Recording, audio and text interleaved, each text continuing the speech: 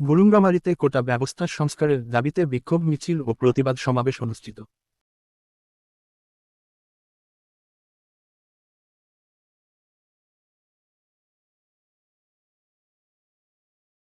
কুড়িগ্রামের বুরুঙ্গামারীতে ঢাকা বিশ্ববিদ্যালয় সহ সারা দেশের বিভিন্ন বিশ্ববিদ্যালয় ও শিক্ষা প্রতিষ্ঠানে চলমান বৈষম্য বিরোধী ছাত্র আন্দোলনে হামলার প্রতিবাদে ও সরকারি চাকরিতে কোটা ব্যবস্থা সংস্কারের দাবিতে বিক্ষোভ মিছিল ও প্রতিবাদ সমাবেশ অনুষ্ঠিত হয়েছে।